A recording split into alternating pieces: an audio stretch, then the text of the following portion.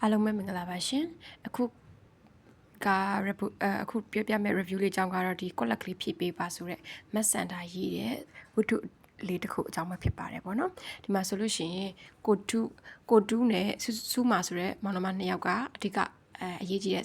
ဇက်ကောင်ပေါ့နော်သူတို့ရဲ့အဖေနဲ့အမေနဲ့ကဒီမောင်နှမ၄ယောက်မွေးထားတယ်ပေါ့နော်အဲ့ဒီမှာဒီအမအကြီးဆုံးကဒီခင်စပယ်ဆိုတဲ့အမကြီးကစိတ်ကြောင့်တက်နေတဲ့သူပေါ့နော်ဒီမှာကိုတူးနဲ့စုမာနဲ့ကရွယ်တူပေါ့အသက်မတိမ်မရင်กว่าတယ်ပေါ့သူတို့တွေကတော့အသက်နည်းနည်းกว่าတယ်သူတို့က6တန်းတယောက်က9ဒီကိုတူးက9တန်းဒီစုမာက6တန်းပေါ့နော်အဲ့မှာသူတို့မှာမောင်လေးတယောက်ရှိတယ်အငယ်ဆုံးလေးပေါ့နော်အဲ့ဒီအငယ်ဆုံးလေးကိုတော့သူတို့ရဲ့အဖေတွေအမေတွေကဝိုင်းပြီးတော့ချစ်ကြတယ်ပေါ့နော်တဲလှုပ်ချစ်ကြတယ်ဒီအဖေကဆရာဝန်ဆိုတော့ဒီအမအကြီးဆုံးကလည်းဆေးကြောင့်တက်နေတဲ့သူစာအုပ်နဲ့မျက်နှာနဲ့မခွာတဲ့သူပေါ့လေအဲ့လိုဆိုတော့အဖေကလည်းဒီအမအကြီးဆုံးကိုအရေးပေးတယ်ပေါ့လေပို့ပြီးတော့ချစ်တယ်ပေါ့အဲ့ချိန်မှာသူတို့နှစ်ယောက်ကအသက်မတိမ်မယိမ်းလေးပဲကွာတယ်အဲကြောင့်မလို့အတူအဖော်ပြုတ်ပြီးတော့နေရတယ်ပေါ့သူတို့ရဲ့အမေကလည်းဒီမောင်လေးဒီတာတီလေးကိုပဲဂယူးဆိုင်နေရတယ်ပေါ့အဲ့ချိန်မှာသူတို့နှစ်ယောက်ကဒီခံစားရတာပေါ့လေအဖေနဲ့အမေနဲ့ကငါတို့နှစ်ယောက်ကိုမချစ်ဘူးဂယူးမဆိုင်ဘူးပေါ့အဖေဖြစ်စေချင်တာကဒီသူတို့ကြည့်လာလို့ရှိရင်အင်ဂျင်နီယာဖြစ်မယ်ဆရာဝန်ဖြစ်ရမယ်ပေါ့အဲ့လိုပုံစံမျိုးပေါ့သူတို့နှစ်ယောက်ကကြတော့ဗာလဲဆိုတော့အစော့မှတ်တယ်အတူတူစော့ကြတယ်အเจ้าမှဆိုလဲအဲ့လိုစိုးတယ်ပေါ့လေသူတို့အမရဲ့ကြတော့လဲဆေးချောင်းသူဖြစ်တဲ့ကြောင့်မလို့စောင်းနဲ့မျက်နှာနဲ့မခွာရဘူးပေါ့မောင်လေးကတော့အငယ်ဆုံးလေးမို့လို့မမေကအမြဲတမ်းချစ်နေတဲ့သူပေါ့အဲ့ဒီမှာသူတို့နှစ်ယောက်ကဒီအမြဲတမ်းသူတို့ channel မှာရှိတဲ့ဒီမကြီးပင်ကြီးနေစီကိုပဲလာရတယ်ပေါ့လေအဲ့မှာဆိုလို့ရှိရင်ဒီညနေဘက်မိုးချုပ်ခန်းဒီအဲ့လိုမျိုးလေးနေပြီးဆိုလို့ရှိရင်မကြီးပင်အောင်မှနေပြီးတော့ကောင်းကင်ယူကြည့်ပြီးသူတို့နှစ်ယောက်ကဘာဖြစ်လို့များငါတို့မိဘတွေကအဖေနဲ့အမေနဲ့ကငါတို့ကိုဂရုမစိုက်တာလဲငါတို့ကိုမချစ်တာလဲဆိုပြီးတော့အဲ့လိုအမြဲတမ်းပြောလို့ရှိတယ်ပေါ့အဲ့လိုအခါမျိုးမှာဆိုတယောက်ကပြောပြီးဆိုတော့တယောက်ကအမြဲတမ်းနှစ်သိမ့်တယ်ပေါ့လေသူတို့နှစ်ယောက်ကဒီလိုမျိုးနေတယ်အဲ့မှာကိုတူးကပြောတယ်တကယ်လို့သားတဲ့အဖေနဲ့အမေနဲ့သားငါတို့ကိုချစ်ပြီးတော့ဂယူးဆိုင်ပြမယ်ဆိုလို့ရှိရင်တဲ့ကောင်းကင်မှာနေကနှစ်စင်းထွက်နေလောက်ပြီဆိုပြီးတော့သူတို့တွေကအမြဲတမ်းပြောလို့ရှိတဲ့စကားပေါ့လေအဲ့လိုမျိုးအချိန်ခါမျိုးမှာသူတို့ရဲ့အိမ်ဘေးနားကိုဒီမိသားစုတစ်ခုကပြောင်းလာတယ်ပေါ့မိသားစုတစ်ခုကပြောင်းလာတယ်အဲ့ဒီမှာဆိုလို့ရှိရင်သူ့အမအကြီးဆုံးနဲ့ဆေးချောင်းသူနဲ့ចောင်းသူကိုအောင်ဆိုတဲ့အကိုတယောက်ပါလာမယ်အိမ်မှာဦးလေးသူတို့အဖေနဲ့ရွယ်တူဦးလေးတယောက်ပါလာမယ်ပြီးရှင်ကြီးတယောက်ပါမယ်ပေါ့လေအဲ့မှာသူတို့တွေကဒီအိမ်နီးနားချင်းတွေအသက်ပြောင်းလာတော့ဘာလဲဆိုပြီးသိချင်တဲ့အချိန်မှာဦးလေးတယောက်ကသူတို့ရဲ့အနာကိုကတ်လာတယ်ပေါ့သူတို့ရဲ့အနာကိုကတ်လာပြီးတော့ကိုတူးလေးကိုသွားတွေ့တယ်ကိုတူးလေးကိုသွားလိုက်ပြီးဟာကိုငယ်မင်းဘယ်ပြတ်ဘယ်တွေရောက်နေရလဲဘာတွေပြောက်နေရလဲဆိုပြီးတော့ဖေကြီးကတောက်တတိယနေတာပါဆိုပြီးတော့အဲ့လိုမျိုးပြောတော့ဗောလေပြောတဲ့အချိန်မှာသူတို့ညောက်ကလန့်သွားတယ်အဲ့ချိန်မှာဒီမှာရှိတဲ့ဦးလေးကလည်းသူ့သားလေးကငယ်ကဒီတစ်ပင်ပေါ်ကနေပြီးတော့ပြုတ်ကြပြီးတော့ဆုံးသွားတာဗောလေအဲ့ချိန်မှာကိုတူးလေးကသူ့သားလေးနဲ့တူပါတယ်ဆိုပြီးတော့အဲ့လိုမျိုးအထင်မှားတဲ့အချိန်ပေါ့အဲ့ချိန်မှာသူတို့ညောက်ကကြောက်လက်လက်နဲ့အမအော်တဲ့အချိန်မှာသူတို့ရဲ့မိဘတွေကရောက်လာပြီးတော့နောက်ဆိုလို့ရှိရင်ဒီလိုမျိုးမအော်ရဘူးပါဘူးစိတ်မနှံအောင်ဆိုပြီးတော့ပြောတယ်ပေါ့လေအဲ့ဒီအချိန်မှာဒီကိုအောင်ဆိုတဲ့အကိုတယောက်နဲ့ဒီကိုတူးလေးနဲ့စုမတို့နှစ်ယောက်နဲ့ခင်သွားတယ်ပေါ့ဘာလို့လဲဆိုတော့ဒီမှာကိုအောင်ကဆိုလို့ရှိရင်သူတို့နှစ်ယောက်ကိုအမြဲတမ်းဆုံးမပေးတယ်မိဘတွေကမချစ်တာမဟုတ်ပါဘူးဆိုပြီးတော့အမြဲတမ်းနားလည်အောင်လို့ရှင်းပြတယ်ပေါ့စူတာမဟုတ်ဘဲနဲ့ပေါ့အဲ့ချိန်မှာဒီမှာကိုအောင်ကနေပြီးတော့သူ့ရဲ့အမေသူ့ဒီမှာရှိတဲ့သူ့အမေကိုဗာလဲတကြံနာတရင်ကျုပ်နေပြီပေါ့လေကတော့မဲဆိုပြီးတော့တရင်ကျုပ်နာနေလို့ရှိရင်အမြဲတမ်းကတော့နေကြအဲ့လိုကြော့မယ်ပေါ့လေအဲ့လိုမျိုးသူသားလေးကအမြဲတမ်းကြော့တယ်ဆိုပြီးသူ့ရဲ့ကိုကောင်းရဲ့အမေကဒီဆွက်တာလေးကိုထိုးနေတယ်ပေါ့လေထိုးနေချိန်မှာသူတို့ညောက်ကလည်းအဲ့ဒီအိမ်ကိုဒီစိတ်မနှက်တဲ့ဦးလေးရခေါ်လို့ရှိရင်ပပဆိုပြီးတော့ကိုတူးနဲ့စူမာနဲ့ကလည်းလိုက်သွားတယ်ပေါ့အဲ့ချိန်မှာဒီမဖလာထိုးနေတဲ့ကိုအောင်ရဲ့အမေကိုလည်းတွေ့လို့ဘာဖြစ်လို့ဘာလုပ်နေတာလဲလို့မေးတဲ့အချိန်မှာကိုအောင်ကသတင်းကြွတိုင်းမှာသူကြော့တယ်ပေါ့လေဒါကသတင်းကြွလက်ဆောင်အဖြစ်နဲ့ပြန်ပေးမလို့ပါဆိုပြီးတော့ပြောတယ်ပေါ့အဲ့ချိန်မှာ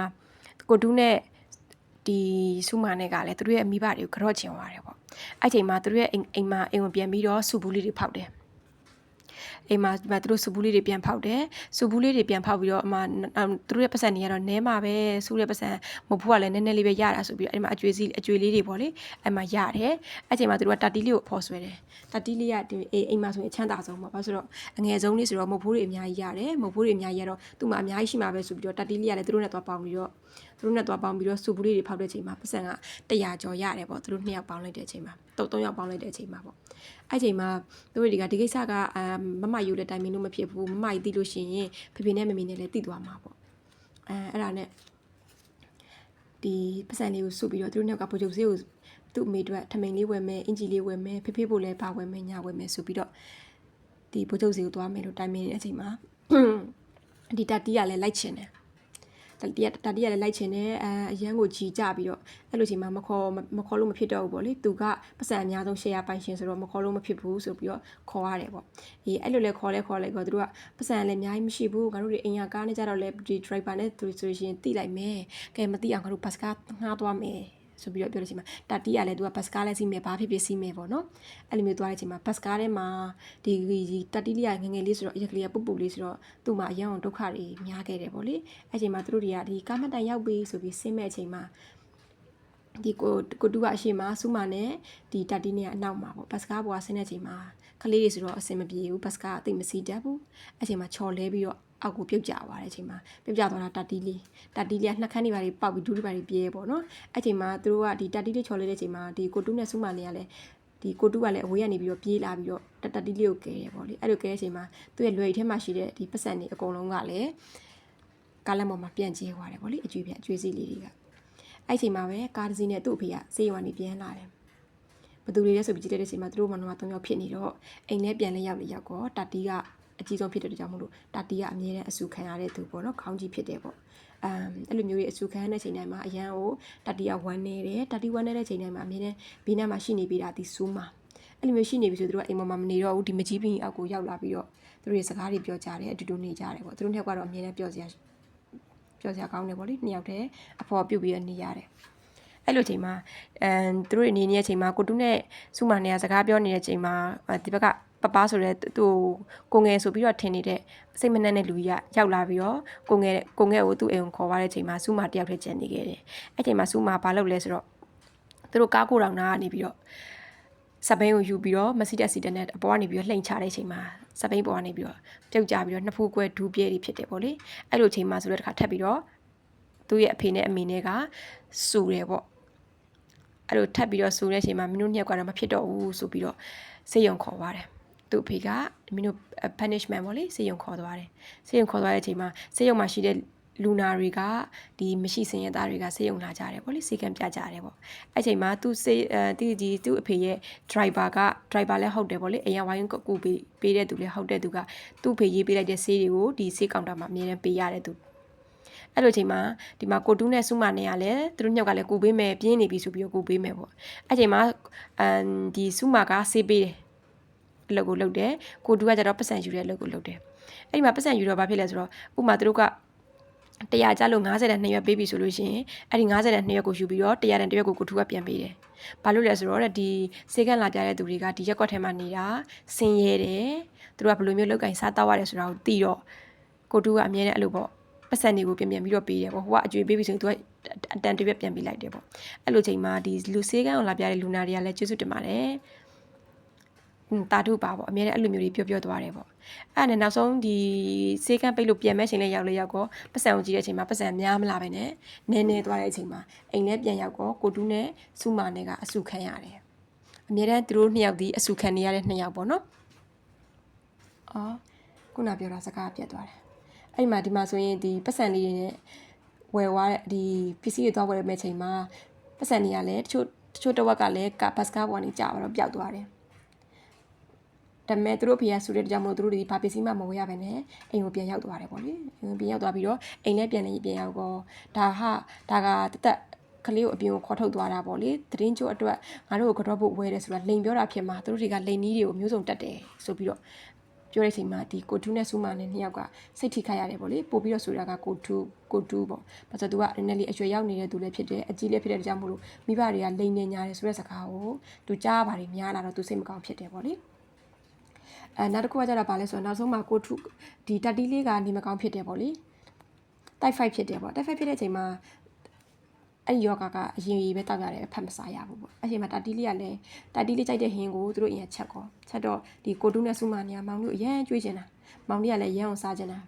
အဲ့ချိန်မှာစုမာကသူနေမကောင်းဖြစ်ပြီဆိုလို့ရှိရင်လေဒီနေမကောင်းဖြစ်လို့မပြောက်သေးဘူးမြစ်ချင်တဲ့ဝါသားကြီးတော့စားတာပဲမေမသိအောင်လို့ပေါ့တကယ်တော့ तू ဘာမှမဖြစ်ဘူးပေါ့သိလည်းမသိဘူးပေါ့အဲ့ချိန်မှာ तू ကလည်းတတီးလေးကိုကျွေးချင်တယ်တတီးလေးကလည်းစားချင်တယ်ပေါ့အဲ့ချိန်မှာသူတို့နှစ်ယောက်ကဒီထမင်းစားဖို့ဆိုပြီးတော့ခေါ်တဲ့အချိန်မှာဒီသူတို့ကြိုက်တဲ့ဟင်းကပါတယ်တတီးကြိုက်တဲ့ဟင်းကဝက်ဥချောင်းလေးပေါ့ဝက်ဥချောင်းလေးတယောက်ကို2ချောင်းစီရတဲ့အချိန်မှာကိုထူးကလည်း ဒီစုမာကမောင်လေးအတွက်ခြံထားပါမောင်လေးကိုကျွေးရအောင်ဆိုပြီးတော့အရန်ကိုတိုက်တွန်းတဲ့တကြောင်မလို့ကိုထူးကလည်းဒီခွက်ပြောင်တစ်ချောင်းခြံထားတယ်စုမာကလည်းသူ့လက်ထဲမှာအကုန်မစားဘဲနဲ့တစ်ချောင်းကိုခြံထားပြီးတော့ဒီတတိလေးအခန်းထဲကိုသူတို့စားပြီးပြီပေါ့လေတတိလေးခန်းထဲကိုပြန်သွားပြီးတော့တတိလေးကိုကျွေးမဲ့ချိန်မှာတတိလေးကလည်းအရန်ကိုပြောနေတာသူ့ဘက်အကြောင်းစားရတော့မယ်ဆိုပြီးတော့အဲ့ချိန်မှာသူတို့ရဲ့အမကြီးကရောက်လာပြီးတော့တတိကိုနင်းတတ်မလို့လားဘာဖြစ်တယ်ညာဖြစ်တယ်ပေါ့အဲ့လိုမျိုးလုပ်တဲ့အချိန်မှာသူ့အမေကလည်းရောက်လာတယ်သူတို့အမေကရောက်လာပြီးတော့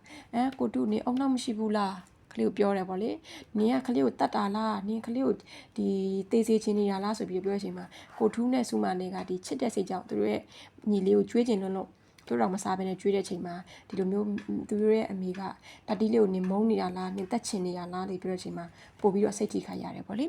အဲ့ချိန်မှာဒီပုံမျိုးဝတ္ထုရဲ့နောက်ဆုံးပိုင်းရောက်လာတဲ့အချိန်မှာအဲ့ချိန်မှာတတိဒီကိုတူးကသူကဒီတစ်ပင်ပေါ်မှာလင့်စင်လေးထိုးမှု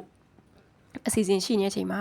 သူကအဲ့တစ်ပင်ပေါ်မကြီးပင်ပေါ်တက်သွားတယ်မကြီးပင်ပေါ်တက်သွားပြီးတော့အမဆုမကအောက်မှာပေါ့ဆုမကလာဆိုပြီးပြောတဲ့အချိန်မှာဆုမလည်းတက်သွားတယ်ဆုမနေမတက်ခက်နဲ့မြင့်နေဆိုပြီးတော့ပြောနေတဲ့အချိန်မှာစုမာလည်းတက်လာတယ်ဒါပေမဲ့ကိုတူကပို့ပြီးတော့မြင့်နေစီကိုရောက်သွားတယ်ပေါ့လေ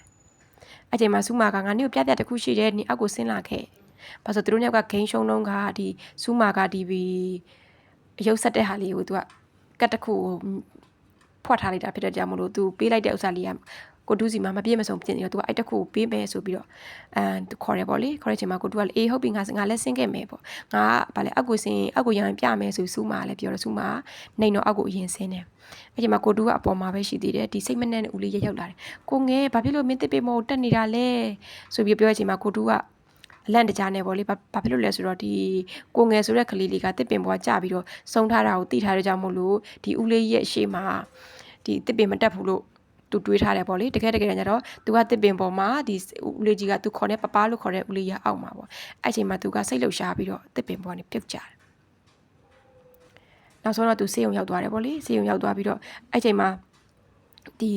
သူ့အဖေအမေလည်းရောက်လာတယ်ပေါ့အဲ့ချိန်မှာဒီကိုထူးလေးကိုသူ့ဖေနဲ့မေနေကလည်းချစ်ပါတယ်ပေါ့ပြစ်ထားတာမဟုတ်ပါဘူးအဲ့လိုမျိုးပေါ့သူတို့ဘက်ကအရာလေးတောင်းပန်နေပေါ့လေဒါပေမဲ့အဲ့ချိန်မှာတော့ကိုထူးကသတိမရတော့ဘူးပေါ့လေဆေးရုံရောက်သွားတယ်ဆေးရုံရောက်သွားတဲ့အချိန်မှာကိုထူးလေးကအော်ငါ့ကိုလည်းငါမိဘတွေကချစ်တာပါလားဆိုပြီးတော့တည်သွားတယ်ပေါ့လေတည်သွားပြီးတော့သူတို့ပြပြရွှေရွှေနေချင်တယ်ပေါ့ဒါပေမဲ့ကံမကောင်းကျင်တော့ကိုထူးလေးကဒီတစ်ပင်မှာပြုတ်ကြတဲ့အချိန်နဲ့ဒီကိုယ်လုံးမှာလည်းပတ်တီးတွေနဲ့နောက်တစ်ခုကဒီမျက်နှာမှာလည်းဒီနှာခေါင်းမှာလည်းအောက်ဆီဂျင်ပိုက်ထက်တက်ထားတယ်ပေါ့လေနောက်ဆုံးတော့သူ့အမေကဒီစုမာကိုအရင်အိမ်ကိုပြန်လွှတ်လိုက်တယ်ပေါ့လေစုမာကပြန်လွှတ်လိုက်တော့တာတီလေးကလည်းကိုတူးပြန်လာပြီလားကိုတူးပြန်လာပြီလားကိုတူးနေကောင်းလားလို့မေးနေတဲ့အချိန်မှာပဲစုမာကလည်းမသိသေးဘူးပေါ့မမေတို့ပြန်လာမှာပေါ့အဲ့ချိန်မှာသူတို့အမေကအိမ်ကိုရောက်လာတဲ့အချိန်မှာဒီမျက်နှာမကောင်းဘူးပေါ့လေအရန်ကိုငိုချင်နေတယ်ပေါ့အဲ့ချိန်မှာတတိလေးကမေမေကိုတူးနေကောင်းလားကိုတူးဗမာလဲကိုတူးအိတ်နေရလားလို့မေးတဲ့အချိန်မှာသူ့မေကဟုတ်တယ်တဲ့ကိုတူးကအိတ်ပျော်သွားပြီတဲ့သူကအေးညနေချိုင်နဲ့အိတ်ပျော်နေပြီပေါ့လေတစ်သက်လုံးပြန်ပြီးတော့ထလာမှာမဟုတ်တော့ဘူးဆိုပြီးတော့နောက်ဆုံးတော့ဒီကိုတူးလေးကဆုံးသွားပါတယ်အဲ့တော့ပြောချင်တာကပေါ့လေဒီဒါဒီလိုမျိုးပုံစံမျိုးကမြန်မာနိုင်ငံမှာဆိုရင်မိဘတွေပေါ့လေပို့ပြီးတော့ဖြစ်တာရှိတယ်ပေါ့တာသမီးတွေကိုဒီလိုမျိုးဒီစကလုံးတွေနဲ့နာကျင်စေမှန်းမသိနာကျင်အောင်ပြောတဲ့စကားလုံးတွေကဒီကလေးတွေရဲ့ရှင်ထဲမှာအရန်ကိုခံစားရတယ်ပေါ့လေဒါတွေကဒီအငယ်တွေကိုအရန်ကိုဦးစားပေးပြီးတော့ကြီးတဲ့သူကြတော့လေတက္ကသိုလ်တက်တာတွေကျောင်းတက်တာတွေဆိုရင်အလယ်မှာနေတဲ့ကလေးတွေဒီပို့ပြီးတော့ခံစားရတယ်ကိုတွေမသိတဲ့ခံစားမှုတွေဒီသူတို့ရဲ့ရှင်ထဲမှာပြည့်နေတယ်ပေါ့လေအဲ့လိုမျိုးတွေမဖြစ်ရအောင်လို့ဒီမိဘတွေအနေနဲ့ဒီဆင်ကျင်ရမယ့်အပိုင်းလေးတွေကိုဒီပုံမြင်လေးထဲမှာဒီဝတ္ထုထဲမှာပြောပြသွားတာဖြစ်ပါတယ်ဆရာမမဆန္ဒပါကျေးဇူးအများကြီးတင်ပါတယ်